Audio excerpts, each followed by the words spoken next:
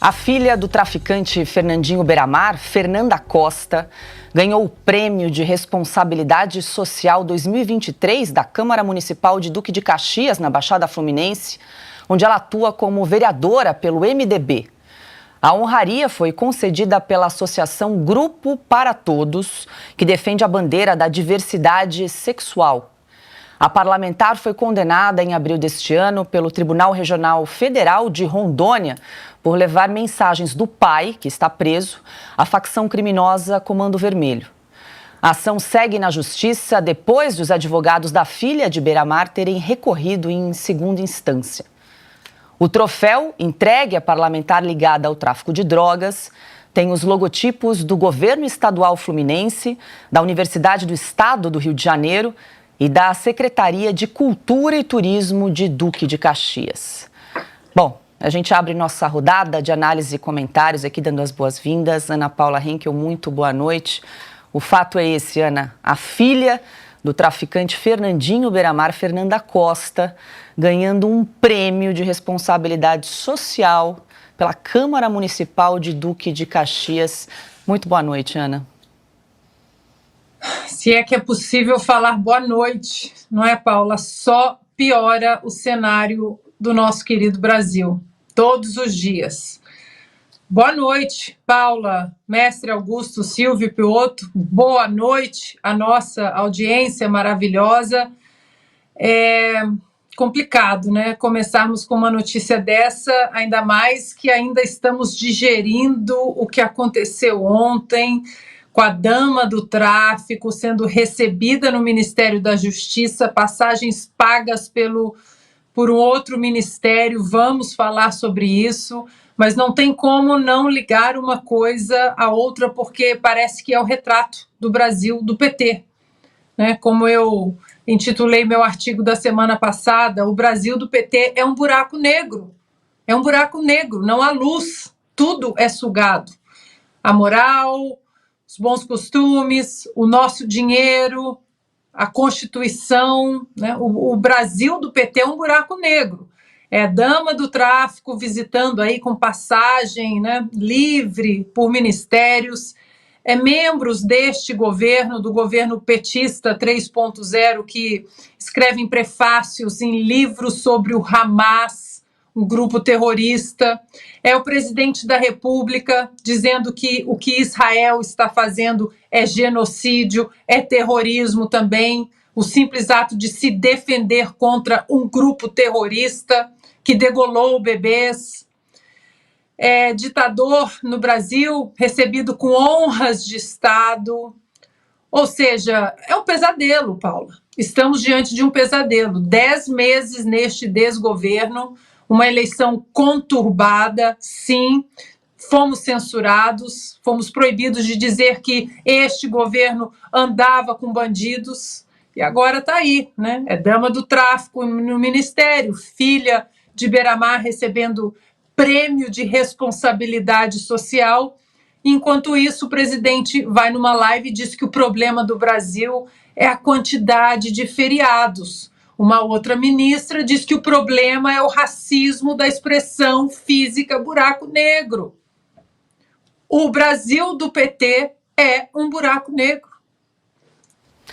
Silvio Navarro, muito boa noite, seja bem-vinda. A notícia é essa, então temos a dama do tráfico sendo recebida em duas oportunidades pelo Ministério da Justiça, e agora a filha do Fernandinho Beiramar sendo recebendo um prêmio, né, de responsabilidade social em Duque de Caxias. Parece piada, parece mentira, mas não é. O Brasil de cabeça para baixo. Boa noite, Silvio. Se o crime compensa no Brasil, por que não premiá-lo, né? Boa noite, Paula, querida Ana. Boa noite, meu irmão Augusto Nunes, Piotto. Boa noite para quem nos acompanha. Olha só, vou pegar o fio de onde a Ana Paula deixou, né? Fernandinho Beiramar. O Fernandinho Beiramar foi talvez o maior líder da história do Comando Vermelho. Está preso, condenado a mais de 300 anos de cadeia. Quem advogava para o Fernandinho Beiramar é uma advogada, aliás, bem famosa, celebridade, chama-se Flávia Frois. Ela é ligada a uma outra advogada que está na crista do noticiário nesta semana, chamada Janira Rocha, ex-deputada do PSOL.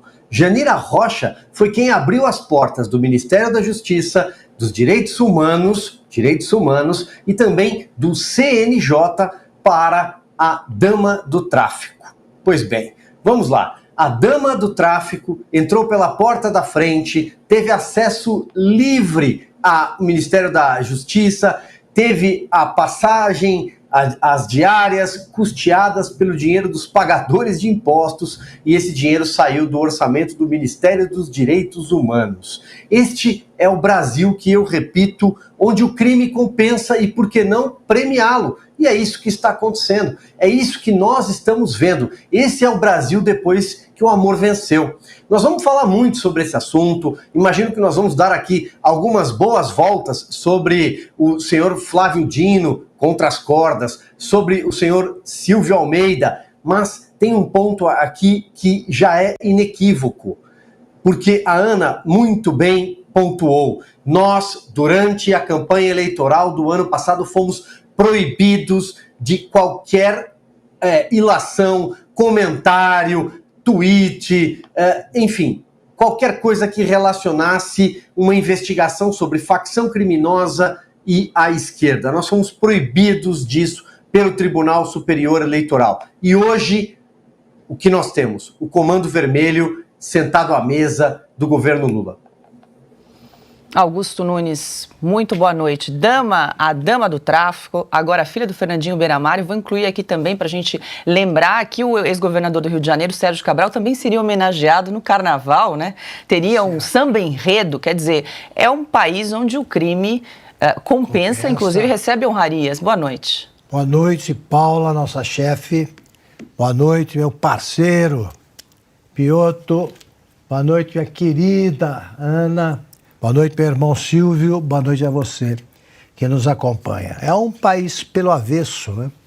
Tá completamente invertido. Você tem aqui no faroeste a brasileira, é o bandido que persegue o mocinho com a ajuda dos juízes da capital, né? É o xerife, também é perseguido, ele vira alvo dos que ele condenou merecidamente, é caso do Sérgio Moro, e é natural que essas coisas aconteçam, essa desenvoltura dos bandidos aumente quando se tem na chefia do governo o chefe de uma das organizações criminosas, que é a formada pelo PT. O que se vê com muita clareza aqui é o seguinte: com frequência mudam as alianças entre organizações criminosas. Nós estamos colhendo sinais, recebendo sinais evidentes de que, no momento, o governo, o PT, a quadrilha do PT, está vinculada ao Comando Vermelho e não ao PCC. Se a mulher do chefão do Comando Vermelho pode visitar aí o Ministério da Justiça e da Segurança Pública, né, que virou casa da sogra, no pior sentido, como se usava antigamente. Se ela é convidada por autoridades federais a visitar o Brasília com tudo pago, está na cara que existiu uma aliança. Existe, no momento, uma aliança. O PCC é que está ameaçado. Se continuar a parceria entre os bandidos do governo e os bandidos do Comando Vermelho. Agora está ostensiva essa aliança. Adalberto Piotr, muito boa noite. Quero trazer aqui um comentário do chat. O pessoal está aqui participando bastante, já que esse assunto movimentou o nosso chat aqui no canal. Volta Brasil diz o seguinte, né? O Brasil mergulhado em um caos, o crime organizado sentado com governante sendo premiado e homenageado. O crime compensa. Boa noite, Piotr. Boa noite, Paula, Augusto, boa noite, Ana, boa noite, Silvio, boa noite a todos vocês que nos acompanham aqui no Oeste Sem Filtro, o assinante da revista Oeste. Vamos pegar pela gênese de tudo isso. Lá atrás, o Supremo Tribunal Federal decidiu por maioria que não se podia prender ninguém, mesmo condenado em segunda instância. Eu vou reler aqui um trecho da chamada dessa discussão aqui que a Paula já nos fez. Ela foi presa, essa senhora aí, essa filha do Fernandinho Beiramar, foi condenada, na verdade, em abril deste ano pelo Tribunal Regional Federal de Rondônia. Bom, já é a segunda instância. Os advogados estão recorrendo, provavelmente por algum agravo ali, ao tribunal.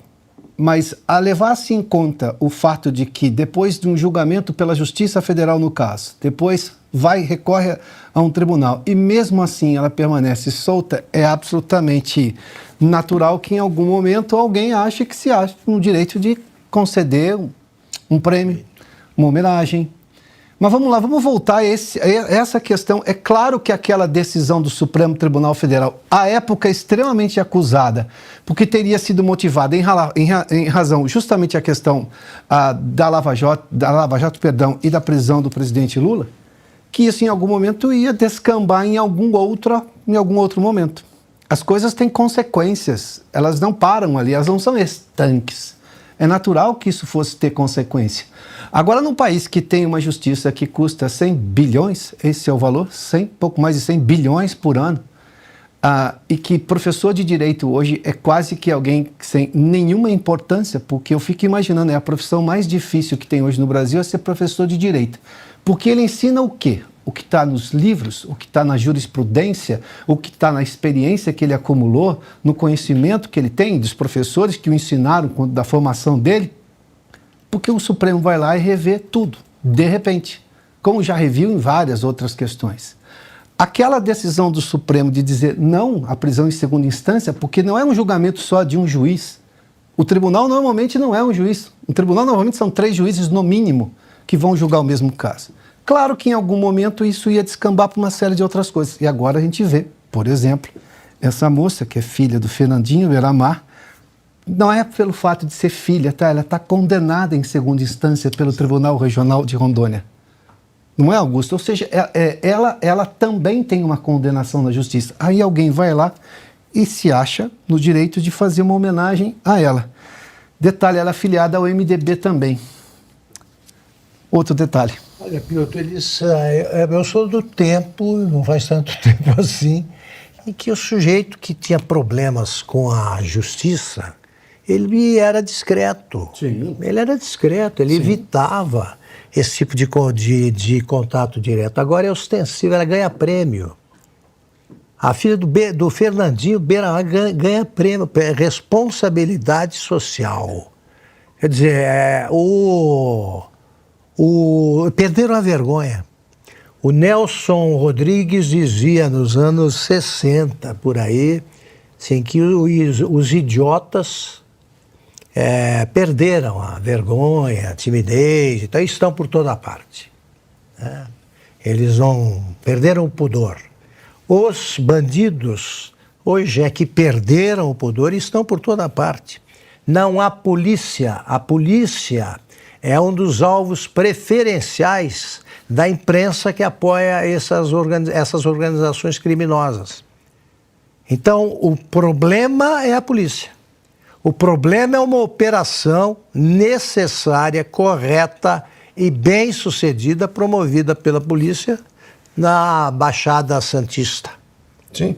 Os outros, os que controlam espaços enormes do território brasileiro e controlam as cadeias, esses são parceiros dos juízes e das autoridades do Executivo. Augusto, se me permite, e tem ainda a tentativa de falsa equivalência.